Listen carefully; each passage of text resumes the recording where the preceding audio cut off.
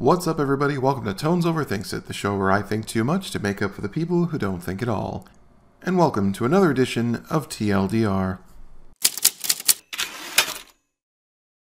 So, as some of you may recall, I once made the prediction that frauditors at some point are going to begin justifying acts that, let's be honest, no rational person could condone. And we have seen that at times, with a few of them being found out to be involved in unsavory practices involving the exploitation of younger people. However, my primary concern has always been when they attempt to justify acts of violence. And no sooner do I finish warning the world of the dangers of when frauditors think that they could justify using lethal force against people, we now suddenly have this latest incident involving a frauditor named Kootenai County Press. Now, truthfully, I never even heard of this frauditor before today. He just hasn't been on my radar. To be honest, not a lot of them have been. But it was surprising that one so obscure and small would be the first one to cross this line, when I really expected it to be one of the bigger names that have been around longer. I mean, off the top of my head, I half expected Amagansett Press to do this, maybe SGV News. Heck, I thought Texas Sheepdog was coming pretty close to it. However, he's a bit tied up at the moment, facing charges for possession of illicit material involving minors. Can't say I'm surprised. So this Kootenai County Press individual, on his own live stream, did the usual frauditor shtick. Went to a part of town, caused trouble, and inevitably got it.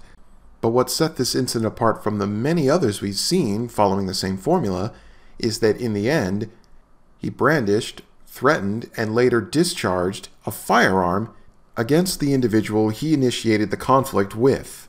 Now, at the time of this recording, the individual is still alive and being treated in the hospital with life-threatening injuries. Kootenai County Press is currently in custody and facing charges for assault with a deadly weapon. His livestream, thankfully within 5 minutes of me reporting it for violence, has been taken down by YouTube. I imagine attempting to unalive someone with a firearm live on stream is one thing that YouTube can't exactly be an apologist for in their arbitrary enforcement of their policies. But the takeaway I have from this video that, in my opinion, I think is the bigger concern, was everything that this guy said and did that led up to it and after.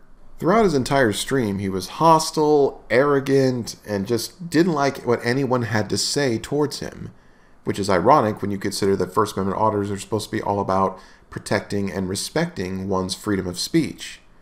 And of course, among the many things we know frauditors are famous for, he was making the claim that he was press, as if somehow being press not only frees you of any obligation you would have to society, but also apparently it creates this bubble of immunity, so that if you happen to commit a crime while you are being press, you can't be prosecuted because it's all constitutionally protected.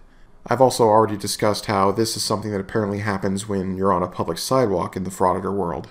But one of the things this guy said during the stream that left me befuddled was the idea that apparently interfering with a news broadcast, and let's be honest, a live stream on YouTube is not necessarily a news broadcast. He claims that interfering with a news broadcast is a crime. Now, I've done my best to try to research up and down the internet, and maybe it is out there, but I couldn't find it, and hey, I don't claim to be an expert, so take anything I say with a grain of salt.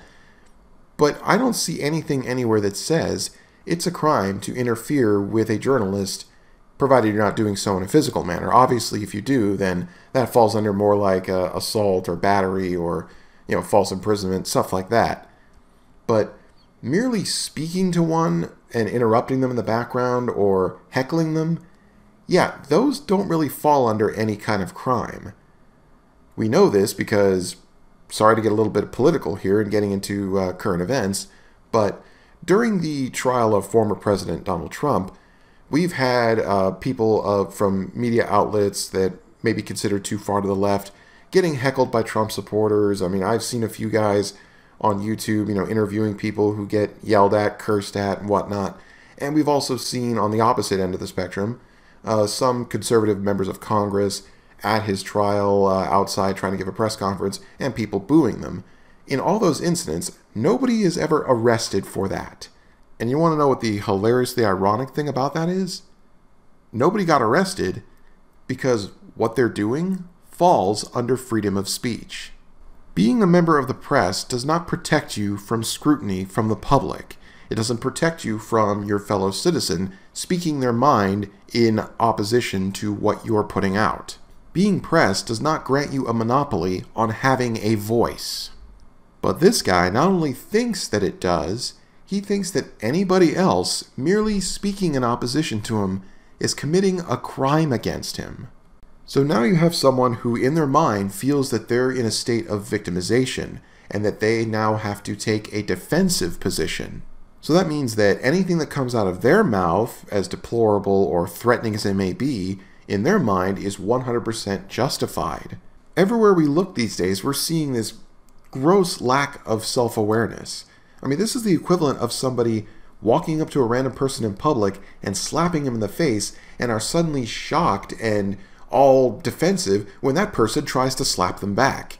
It's like the mentality is, well, I got to do it first, and I think because I got to do it first, I get to decide that only I get to do it, and anyone else who does it in response, well, they shouldn't get to do it. In fact, it should be illegal when they do it.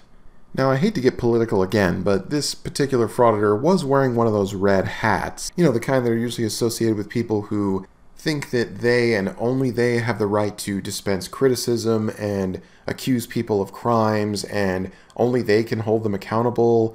Meanwhile, if they are criticized for anything, found out to have committed a crime, or themselves held accountable, suddenly everyone else is doing something horrible that's destroying the country and double down on how bad they are. Let's be honest, it's nothing new. It's something we always like to call the rights for me but not for thee policy that almost all frauditors have. The problem with this is people like that have a tendency to live in a warped reality where suddenly things such as the truth, justice, or even morals are subjective.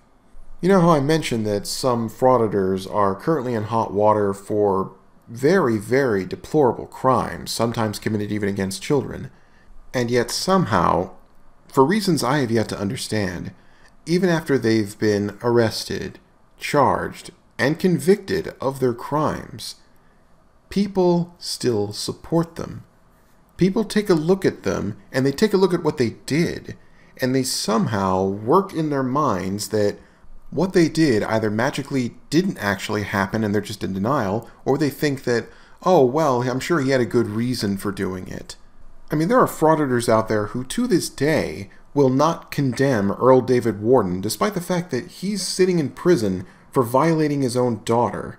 And there are people who still think that, oh, well, maybe he did do that, but we don't think about that. As a First Amendment auditor, he did great work. It's like, I'm sorry. What that person did is horrible, and nothing they've done makes up for that. It doesn't change the fact. You can't deflect. You can't just write it off. But the problem is, that's how frauditors think, and that's how this guy thinks.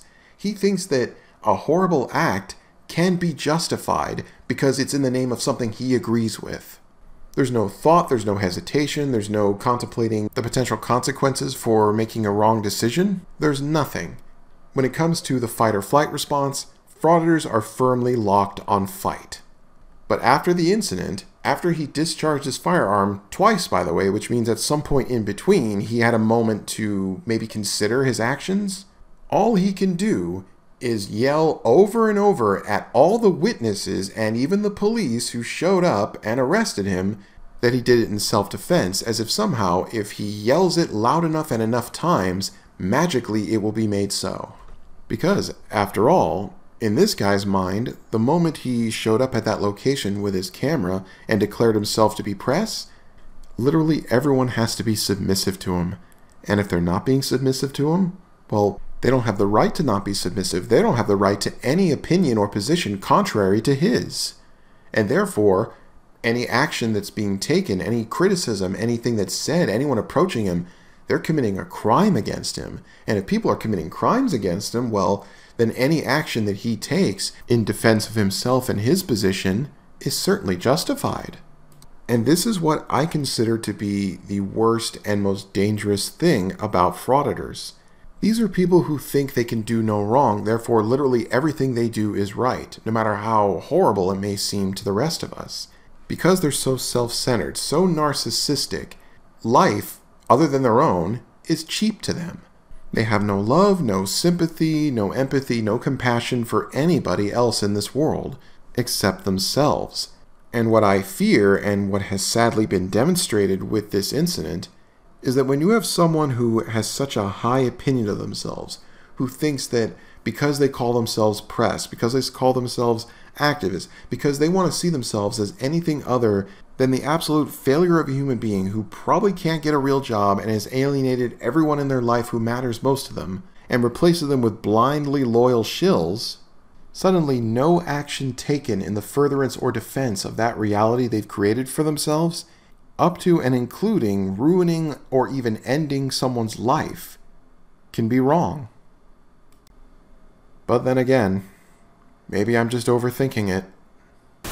Thanks for watching, everybody. If you like what you see here and you want to see even more in the future, please consider subscribing to my channel. Also, feel free to share your thoughts down in the comment section. I always love to read them.